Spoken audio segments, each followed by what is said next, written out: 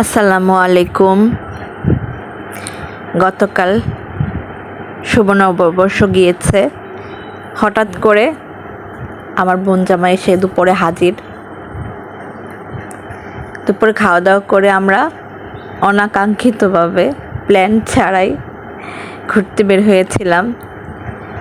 অন্য কোথাও না, হঠাৎ করে মনে হলো যে আমার বড় বোনের কবরটা দেখে আসি।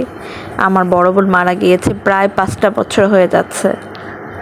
তো হঠাৎ প্ল্যানেই আমরা ওর কবর দেখতে গিয়েছিলাম ওর শ্বশুর বাড়িতে।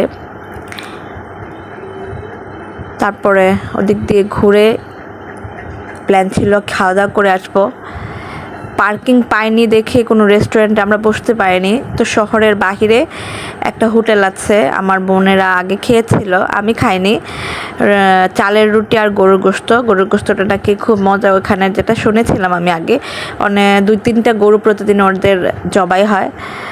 তো আমরা এতই দেরি করে গিয়েছি যে ওখানে আর চালের রুটিও পাইনি, আর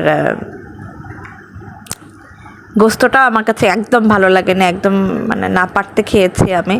যাই হোক, আমার ছেলে তো খুব পণ্ডিতি করেছে। সে মোটরসাইকেলে উঠবে, সে দেখাচ্ছে বারবার সে হেলমেট পরবে। ওখানে বিড়াল দেখে বিড়ালের লেজ ধরে টানাটানি শুরু করছিল, খুব বিরক্ত